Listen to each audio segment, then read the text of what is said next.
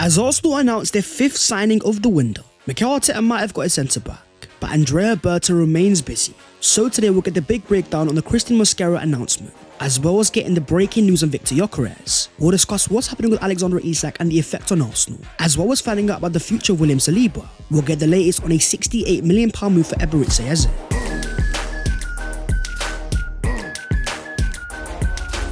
Yo, what is going on guys? My name is Baz14, welcome back to your boys channel. And as Arsenal announced their 5th signing of the window, the 6th one is around the corner and we have got all the details to break down.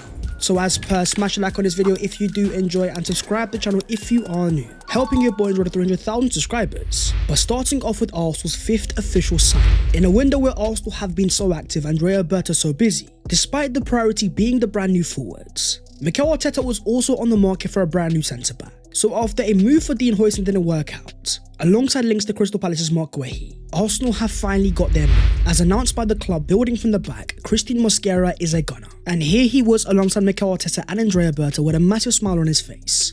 For a player that is set to wear the number 3 Arsenal shirt, taken over from Kieran Tierney, and in terms of the price tag it was a sensational deal, with Arsenal paying a fee of only €15 million. For a centre-back that ranked number 1 in all of Europe last season, for most minutes of any under-21 player. As Mosquera says himself, it's an opportunity that came up that I couldn't let me pass by. I am joining a historic and massive club.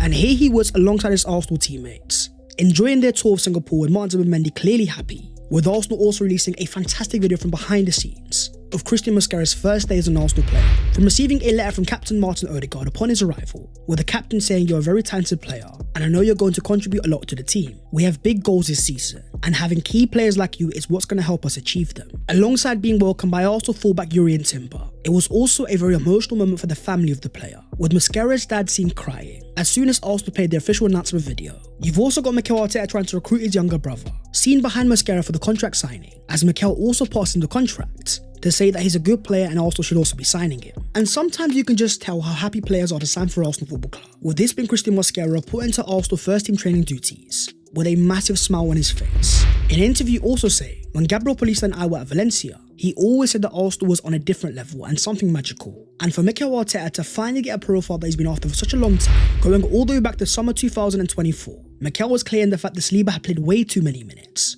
and that Arsenal had to become more proactive. To then have seen the impact last season, important Arsenal first team is getting injured at very wrong parts of the season, Mosquera is not only a great signing for the future, it's also about Arsenal's short-term safety, because Arsenal might be getting a player who's only 21 years of age, but the stats are definitely very impressive. Having one position in the defensive third more times than any other La Liga centre-back last season, a whopping 119 times. When compared to the top 5 leagues under 20 players, Mosquera is first for shots blocked, as well as possession won minus lost, while also being in the top 3 for many other defensive categories. You then think about that quality and the price tag of only €15 million, and I can say with confidence this is an Andrea Berta masterclass. After chasing the number 1 target Dean Huijsen, but losing him to Real Madrid, a key strategy of Andrea Berta in this window has been, if you can't get your number 1 target, you don't wait too long. You find your other options and you make your move.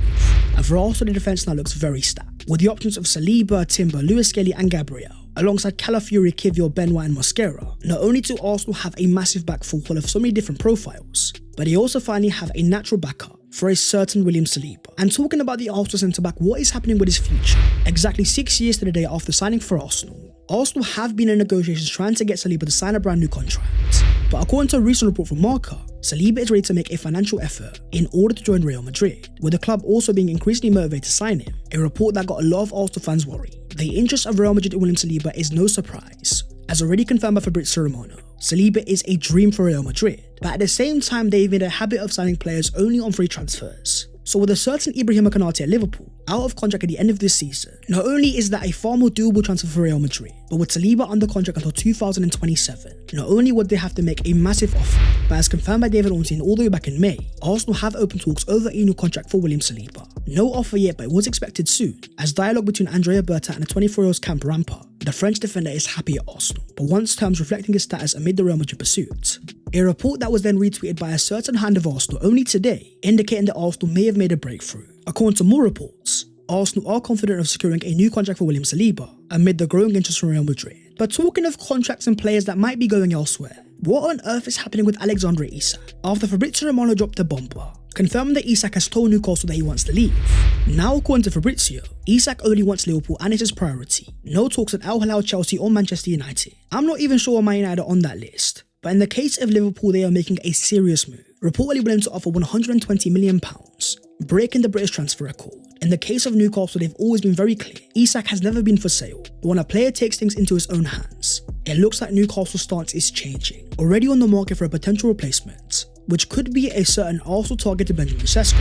As according to Fabrizio Romano, Newcastle are ready to present their project to Benjamin Sesko as they want to go big. Proposal to the player is being prepared as Newcastle sees Sesko as an ideal striker in case Isak leaves. With Fabrizio also once again confirming there is a gentleman's agreement between Benjamin Sesko and RB Leipzig. The price tag for limited clubs could be reduced to a range of 70 to 80 million euros plus 5 and 10 in add-ons. But a deal that Arsenal tried to negotiate because we are a special club, yet Leipzig remain firm on the valuation. But with the reports that they still need to sell a player, despite the links of Xavi Simons to Chelsea, it looks like Leipzig are also changing the stance on Sesko. But in the case of Isak to Liverpool, let's just say it is not going to come cheap, because according to reports in the UK, an offer from Liverpool or any club in the region of £150 million could accelerate a move for Alexander Isak, which then gets me questioning, is Isak even worth that money? In a market where Arsenal are getting Victor Gyökeres, a top scorer in Europe last season, for a fee of £55 million, Alexander Isak is world class and he can be a game changer, but also a player that's consistently suffered from muscular injuries time and time again. That is the issue that I've always had with the price tag.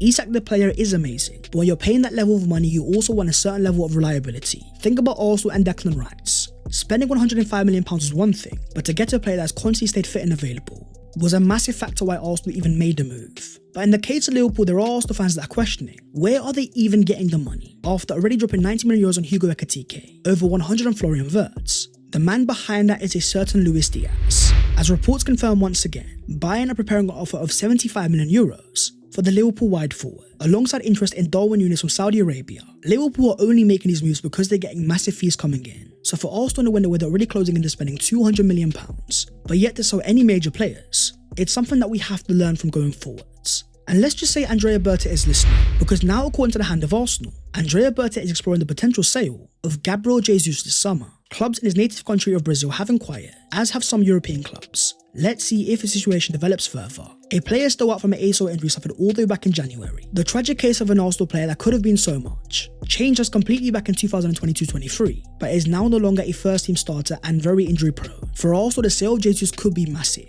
not only because of the amount of money they can demand, but most importantly the players' wages, reportedly earning up to £290,000 a week. If you're able to get those massive wages off the book, it only allows Arsenal to go into the market and spend bigger. But for now, the focus turns to Sunday, as Arsenal will play a second game of pre-season, taking on Premier League side Newcastle United, in a game that they won't have a certain Alexander Isak. For Arsenal, according to Mikel Arteta, Gabriel Magalhaes has felt a little nickel. We didn't want to take the risk, but hopefully he's back next week, while Yuri and Timber is also getting close, as Timber and Zinchenko are both spotted wherein their trainers are not participating in Arsenal training, looking like both players may be unavailable. But could this be a game where we see more minutes for a certain Max Down? As spotted by an Arsenal fan in Arsenal's open training session, Declan Rice given Max Down instructions, going perfectly alongside the report from the Hand of Arsenal that Declan Rice had taken Max Down under his wing. That cameo against AC Milan was so exciting, and for Hale End they are doing it once again, not only providing another exciting youngster, but also another one alongside it. From the history of Emil Smith-Rowe and Bukayo Saka, last year of Miles Muskeli and Ethan Nwaneri, you now have another set of Marley Salmon and Max Down. Moving on to the Victor Gyökeres medical, with Arsenal closing into securing a £55 million deal. We've got the here we go and we know the player is on his way. But when Mikel Arteta was asked about the player, he says, I cannot talk about a player who is not ours yet. Whatever happens in the next few hours, I am sure the club will make a statement about it. But in terms of the man himself, as confirmed by Fabrizio Romano, he is on his way to London soon. And here was the players agency getting on a jet, with a photo later coming out of Victor Gyökeres alongside his agent on his way to London. As Fabrizio Romano confirms, Gyökeres is set for an Arsenal medical, as he only wanted to join them. Here alongside his agent, who was key to waive his commission to help his client sign for the club he wanted. And let's just say Gyökeres did every single thing possible to make a move happen. As revealed by the Hand of Arsenal, he entered into a legal dispute with his former club to join Arsenal. Even his lawyers had to intervene due to his absence in pre-season. He did everything in his power, and that alone is enough to make me respect him greatly, and the club appreciates him too. With the Hand of Arsenal also confirming, Gyökeres and his family were in tears today when Andrea Berta congratulated them on the deal being complete. The player has already held tactical discussions with Arteta about his role. The medical is tomorrow, see you at the announcement. And in terms of the fee itself, we've also got a bit of a breakdown. As revealed by Ben Jacobs, the package is fixed at €63.5 million, plus 10 million in add-ons. Every 20 games, Sporting will receive €1.25 million, up to a limit of 5. After every 20 goal contributions, they will also receive €500,000, up to a limit of 1 million. Every season of qualification for the Champions League phase, Sporting will also get €1 million, up to a limit of 4. Arsenal are getting a player that was not only desperate to sign for them, but also one that has a massive amount of self-belief. As confirmed by David Ornstein, Arsenal have reached a total agreement with Sporting Lisbon to sign Victor Gyökeres. With the medical being scheduled for Saturday, the Sweden international is expected to wear the iconic number 14 shirt as Arsenal's new frontman, which has caused a little bit of controversy with Arsenal fans. Does Gyökeres deserve the number 14, which I find very ludicrous? A number not only won by Eddie Nketiah, but ultimately this is the exact mindset that you should want. Your big name striker coming in with great confidence, the belief to take the pressure on his shoulders, because he knows he has the ability to back it. Could it be Arsenal's new number 14 that leads Arsenal to our 14th league title? We are signing a striker that may have not been the number 1 target, but most importantly offers us a lot of solutions. From his clear natural instincts inside the box, to razor-sharp finishing on both feet. A lot has been made of Gyökeres not being amazing in the air, but neither was Thierry Henry, neither was Pierre-Emerick Aubameyang, and a lot of strikers that we've seen inside the Premier League. In the case of Gyökeres, shooters shoot, and Gyökeres is quite the shooter. As perfectly shown by this graphic here, not only is Gyökeres one of the best finishers in all of Europe, but he's also one of the best in terms of box movement, ahead of the likes of Alexander Isak, as well as Erling Haaland. For Mikel Arteta, he's finally getting a player that helps us in terms of box efficiency. Speaking last season ahead of a game against Monaco in the Champions League, as Mikel said, the amount of entries that we have inside the box is more than any other team. But time and time again, despite of all the field tilts, Arsenal are not putting the ball into the back of the net. That's where Gyökeres is going to be a game changer. Far more natural in terms of finishing from cutbacks. Think about the balls that we've seen Bukayo Saka flash across the 6-yard box. With no natural striker inside there, Gyökeres can change that completely. And yes, there will be talk about can he convert his numbers from the Portuguese league, but having just seen Evan Nielsen thrive at Bournemouth, with more goals and assists than any other signing in the Premier League last season, his numbers were nowhere near Gyökeres during his time in Portugal, yet he was still able to find success. Even if you compare Gyökeres to Alexander Isak, in competitions they both played in, where Isak only had 1 goal contribution in the Champions League last season, Gyökeres had 7 and 8. Even inside the Nations League, Isak had 5 goal contributions, where Gyökeres had 13 in just 6 games. He may not come to Arsenal and score 40 goals in his first season, but even if he's able to score 25, that is still worth the £55 million that Arsenal are paying for. And according to the Hand of Arsenal, the plan is to announce Victor Gyökeres as a new Arsenal player today, if all goes to plan, God willing. And in the case of forward signings, Gyökeres will become number 2,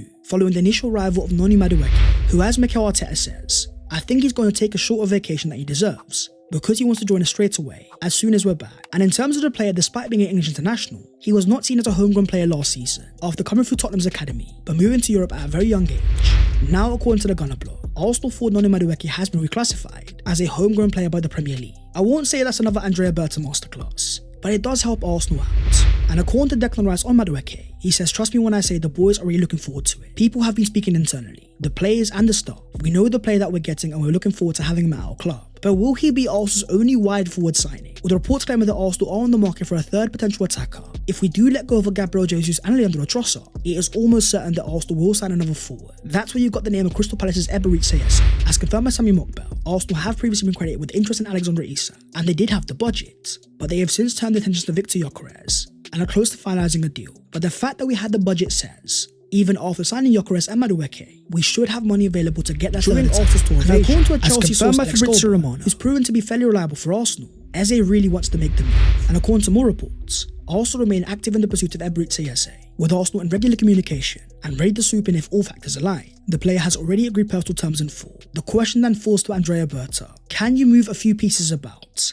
get the massive wages of Gabriel Jesus off the books, and then make that move for Eberechi Eze? Being a former player of the Arsenal Academy, we have got the number 14 in Victor Gyökeres. But as Arsenal fans, I think we're all dreaming of the number 10 going to a player the quality of Eberechi Eze.